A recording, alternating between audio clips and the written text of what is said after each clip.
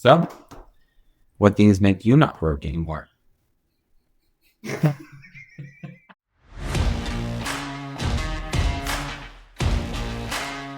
What's going on, everybody, and welcome back to The Fusion Bros Podcast. I'm your host, Cisco. And I'm your co-host, Colin. Now, this is going to be a full-length episode for us today, and we're going to go a little bit more into it with all of you, and today is going to be our financial episode. That's right. We're going to cover budgeting, saving, investing, credit, and charity. And we're going to discuss all those things that has to do with your personal finance, so stay tuned. Yep, we're going to go over some things that we're also going to as well, and some personal experiences that we've done, so we can get you just a full round experience with this one. So without further ado, let's get into it. Let's go. All right, everybody, welcome back to the Fusion Bros Podcast. Now, this is going to be a full-length episode for us today, and this one is going to be our financial episode. Quick disclaimer before we get into everything. This is going to be one episode that is more pointed towards our beginner audience, so That's right. Those of you who are a little bit unknown to this topic, or those who ask the question, what even is your own personal finances? Yeah. This is going to be a video for you. But if you are someone who has been budgeting for a while and maybe you're considered a pro at it, or at least you've been doing it for quite some time, this will be a good refresher for you. And who knows, maybe you'll learn something new. Yeah, maybe it'll be something you haven't heard before, just so you can kind of optimize your system a little bit better. But again, aimed a little bit more towards our beginners. And as we mentioned in the intro earlier, there's going to be 5 topics that we go over today. So that's going to be budgeting, saving, investing, credit, and charity. We're going to go as much as we can with our own experiences and with things that we picked up along the way for all 5 of those topics. So we'll get right into it. The first one is going to be budgeting. Mm-hmm. And there's 3 main things when you think about budgeting, at least the 3 that we can come up with. Yeah. It's going to be keeping track, using apps and other tools to help you do it, as well as theories and thoughts and just your overall mindset for budgeting in the first place. So as I turn to you, my dear friend, what things have you done? At least just let's start with keeping track. What things have you learned and what things do you do now to help you keep track for your budget? No, that's a great question. So when it comes to keeping on my budget, I used to use the old school system because I'm from the mid 90s.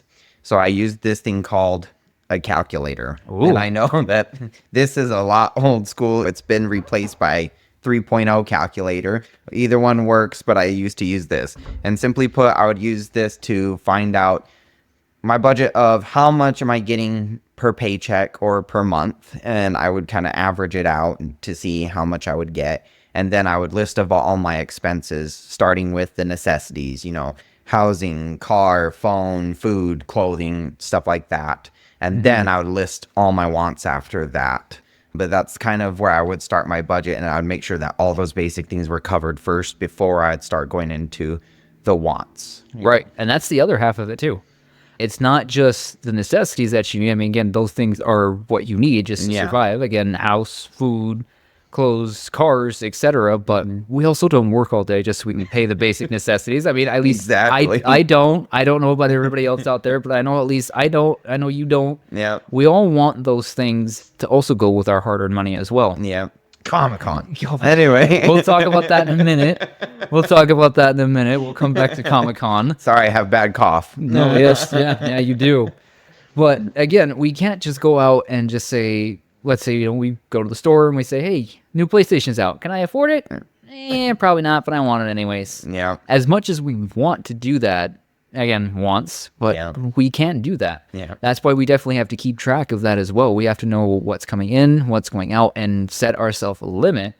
So that way we keep within our means, and there's just other apps and tools you can use for that as well. Yeah. One of the things I've been using that's also been helping me keep track of my wants and both my needs is actually Google Sheets. Oh, okay. I never thought of that. Yeah, so again, and to make it even more budget friendly, it's free. Oh, yeah. So it's completely free. You can pull it up if you have a Gmail. Even if you don't have a Gmail, you can make one. That's also free. Yeah. And there's multiple templates on there that you can use. And I cannot tell you how many YouTube videos that are out there as well that go over Google Sheets entirely that can use it. It's similar like Microsoft Excel, but it's Google flavored. Yeah. So Google flavored. I like that.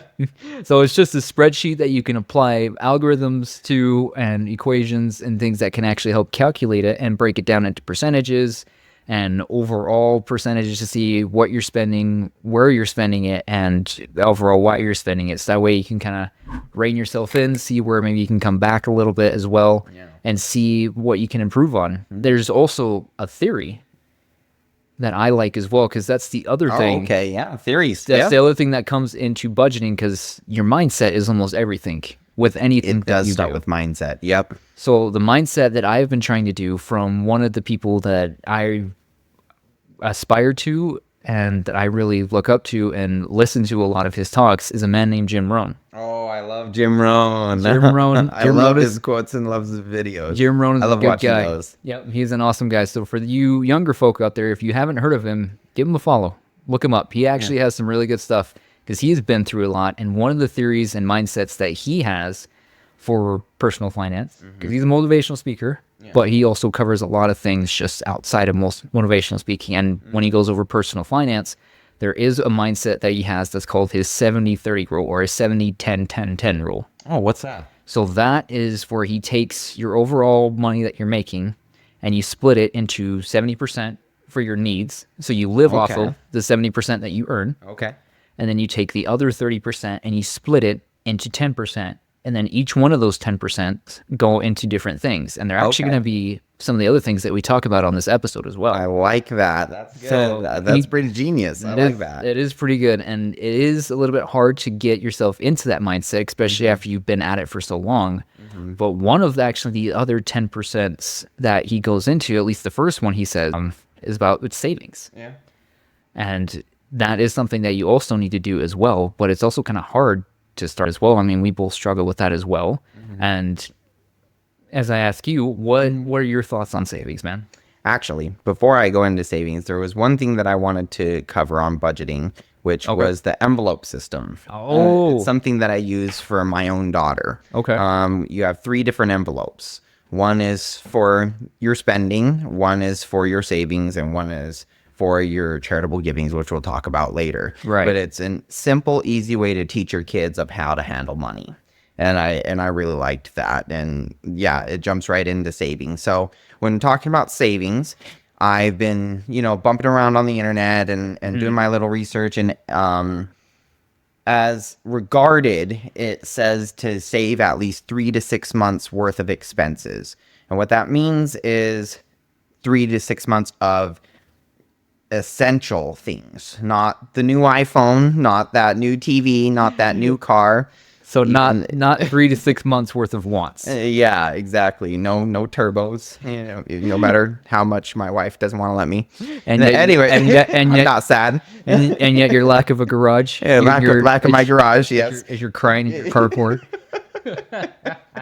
I will cry in my carport. No, so yeah, it's listing all those important things and saying, okay, if I spend this much, going back to your budget, how much do I need to save per month in order that if I lose my job, if I don't have a paycheck, if we get sick, something happens, will I still have that money to be able to cover those expenses? And I think that is a big part of saving. There's different theories and different things, and you can look on the internet and there'll be a ton of different ways to, save and all of that. But what about you? Do you have anything on savings?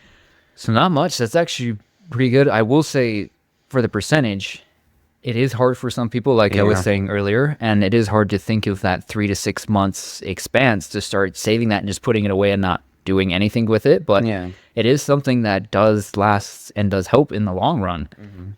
It's actually, I mainly wanted to bring up for savings is that you just need to start. Yeah. It doesn't exactly have to be 10%. Now, you and I both struggle with that as well. Yeah. It is hard to take something that is big, especially when it's small. Oh, yeah.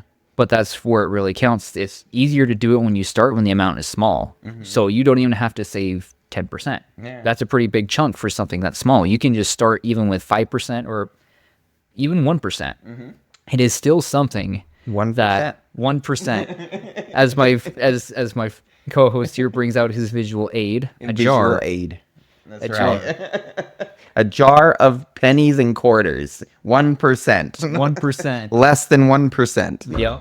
Even still, so you can even think about it if you have, if you go throughout the day and you have cash on you and you spend all that cash, even if you have just a penny left, just putting that in, said jar or however you decide to save it, that is still 1% more saved than what you had the previous day. True. And again, that's also what, going back to Jim Rohn for a moment here, that's also what he says for his 70-30 rule. He also likes to say, it's like, how do you teach a child to do with $1? Because that's also where a lot of us begin. Is we're kids with dollars, and we use that to spend. We go buy what we want, and we go do what we want with it. But it's also good to try and have this mindset as well for that. So what he says is how to teach a child to do what with $1 is that you can't spend it all.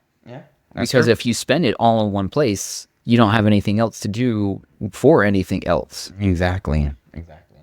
And I think that it even goes back to the budgeting system that we were talking about, the 3 envelopes.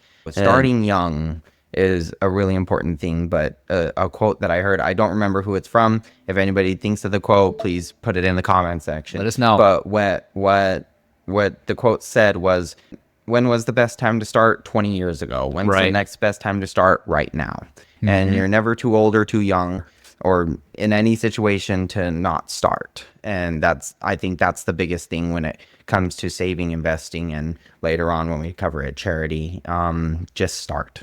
It's just simple. It is really simple. And then rolling into our next topic that is also important to start on is investing. That's another part of, like I was saying earlier with the 70-30 rule, that's another 10% that you put away. 10% for saving, next 10% is for investing. So putting it into something that will either last for the long term or something else that you can re-put in to something that you're doing to help generate maybe a little bit more of said income. So that way you have more to not only pay for the necessities that you need, but more to spend for a little bit more free time and more to save and more to do with. So how about you? What are your thoughts on investing, man? So with investing, just like you said, just starting, there's several tools and several things that you can look up to. Disclaimer, do your homework. Do your homework, because if you go on YouTube, you will be overwhelmed of how many financial gurus are out there of saying, oh, you need to invest in this or you need to invest in that. The biggest invest in GameStop. Exactly. GameStop. It stopped the game. That's what happened. No, it's stuff like that. Do your homework and don't invest in something you do not understand. Right. I think that's the biggest important thing is do your homework, invest in something that you know, that is regarded, like Warren Buffett. He would always say things just like that of, I don't invest in things I don't know anything about, and I become an expert in what I invest in. So some of those things are like 401k. Some of those things are single stocks. Some of those things are, you can get apps on your phone that will do it for you, like Robinhood or anything. By the way, this is not a sponsored video. Not a sponsorship. They're just giving our advice of what we think and what we've heard of. There's a whole ton of them, and just do your homework, find out what works for you. Even, hiring a professional, it will help a lot. So they can help guide you, and that way you don't have to feel like you're doing it alone, and it'll help you in the long run. Right. Yes, it will. And people can start also for free if you have a salary job. And if you actually don't know, you can actually ask.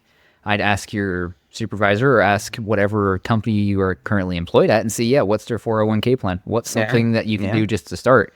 Because that's something that's fairly easily to do. And it's so easy that it'll actually just automatically save it for you. Every time you get paid, it'll take a little bit out of your paycheck and it'll actually just put it away, and you have that saved for whenever you need it, for whether it be retirement or whether it be something that, again, happens out of the blue. Something happens, something always will happen, unfortunately. Always. That's just how life goes. So it's good to start that.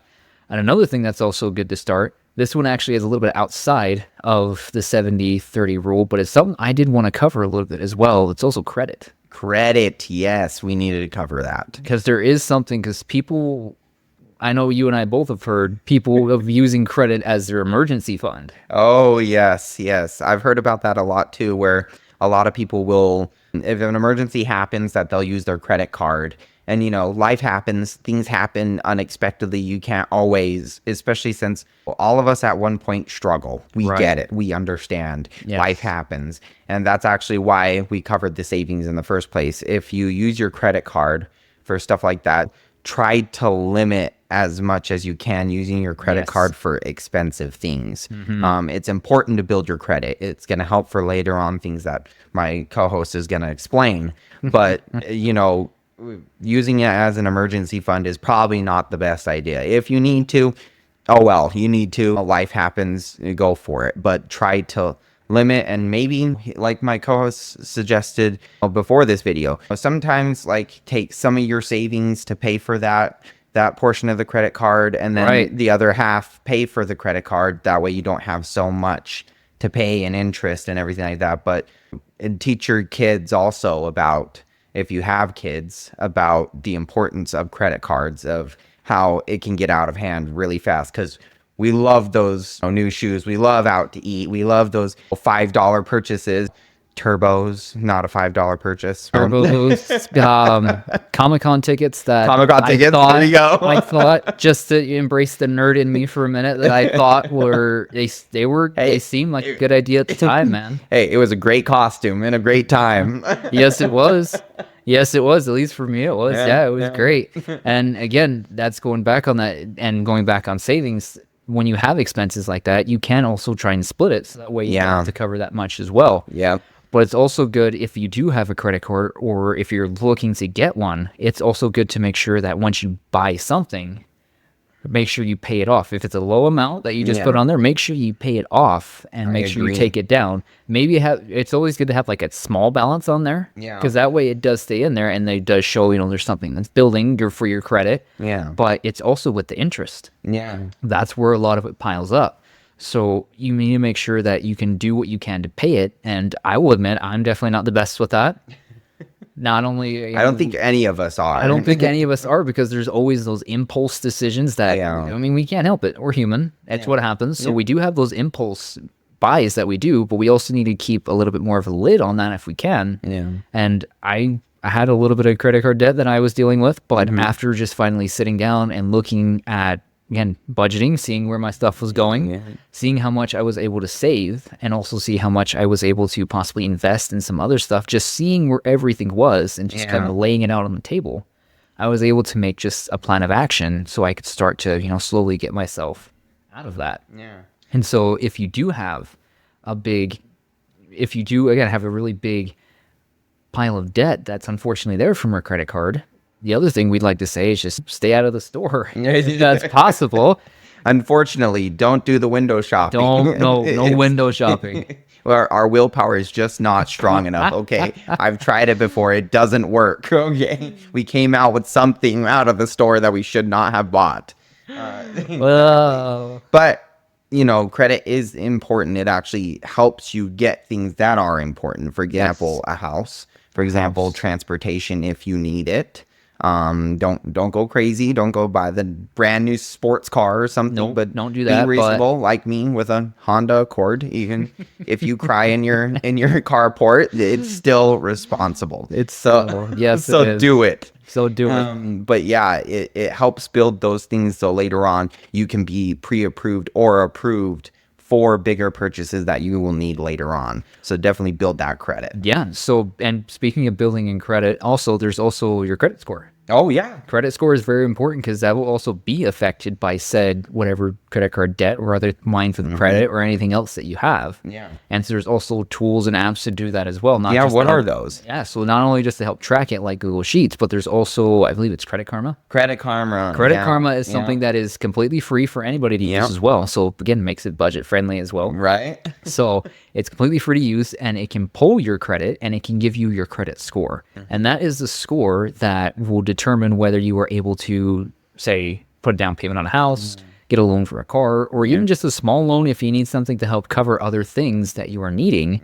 That is something that they will look at. And if that is something that you don't know too much on, or if you don't even know your credit score, that is something that unfortunately some banks, loan officers, or just people in general will take advantage of. And so that is something that you do need to at least have some mind in, at least educate yourself, yes, on what it is and how it works, so that way you're prepared for the future. Exactly. And I think that, just like we said before, we're driving it home. Just start. Just start is the key takeaway from today. I think the next thing we're gonna jump into, speaking of doing your best and doing the best you can, is charity. Ooh, there we go. I'm a big fan of this one. I don't know about you, but I am. I'm Yeah, getting there. I'm getting there. It's honestly a very good thing. It is a very good thing. Yeah. What's it called? Charity. I think it was said best when I heard it before. I think it was by Dave Ramsey, who said, giving money away is causing people, to be lovable, likable, generous people.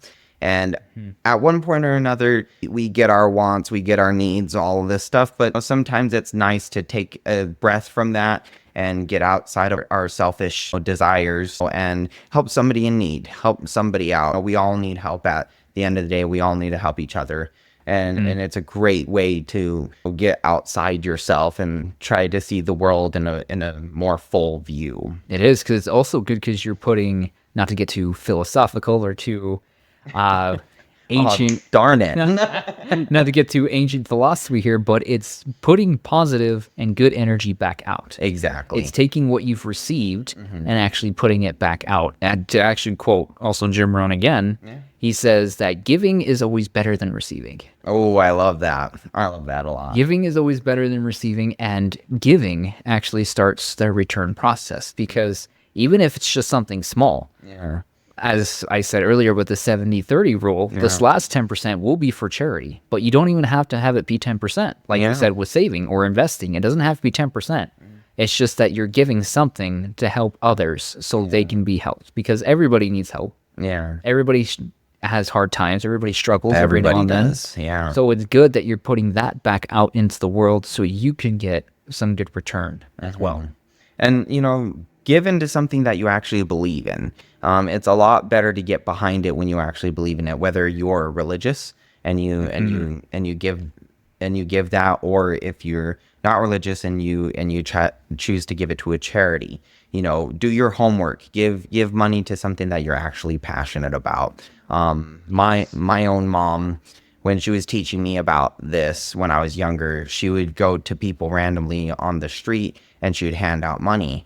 And I would ask her, I used to be a little judgmental, and I used to ask her, hey, they're probably going to use that money to go and buy something that they shouldn't. And that's such a good idea, Mom. Yeah, is that a good idea? And she really quickly put me in my place, as a good mom should. And she said, it's not about what they do with it afterwards. It's the fact that you're giving. Whatever they do is their business. It's not yours. Yes. You are to give because it causes you to be a good person.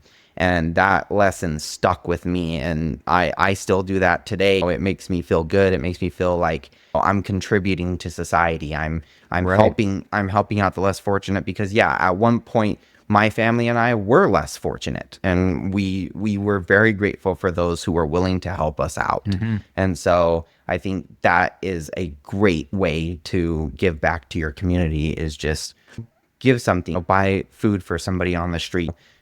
Do whatever makes you happy to help somebody else out. Yep. So do something that you wholeheartedly believe in, and something that will be good, that you can actually give out to the world. Yep. That's great, man. Yeah. Wow, I think that about sums it up for our little piece today. That is true. Yes. That's good. Okay, so I think let's roll that bumper and let's wrap this up, shall we? Yes, sir. Yes, sir. All right. Well, I think that'll just about wrap this episode up. Yeah. So thank you so much, everybody, for tuning in and for coming back and giving us another listen and another view. So thank you so much. And just a quick recap of everything that we've gone over in this episode really quick. So we talked about budgeting, savings, investing, credit, and charity. Now, the main thing that both of us want you to take away from this episode is just to start. Yeah, just to start, and start small. You don't need to start big. Don't worry about all the big extra things. Just start and start small. Right, just do it with what you have and start with what you have. Yeah. And if it's that penny in the jar, start with the penny in the jar. Yep. But we also do want to mention to do your own research, do your own homework, because there's things that we did mention here that might work for you, or they might not. Again, we're both trying to figure this out as well. So do your own research and see what works. See if there's anything else that that is upcoming, something that's new that we may not know about, Yeah. and something that might work. And also share the show. Yeah. If you guys found a message in here or something that you know somebody is maybe struggling with as well, and they're trying to figure their own stuff out, see if what we said today can help them. Let them know. So also, leave a comment. Comment below and subscribe. Yep. Like, comment, subscribe, all the lovely things. So, And remember, there's no right or wrong way. Just do your best with what you can with what you have. Right. And I think as you start doing it, it'll make you feel a lot better about your finances. And go get that money. We'll get that money. Just start. Go get that money, and it'll get easier as you go.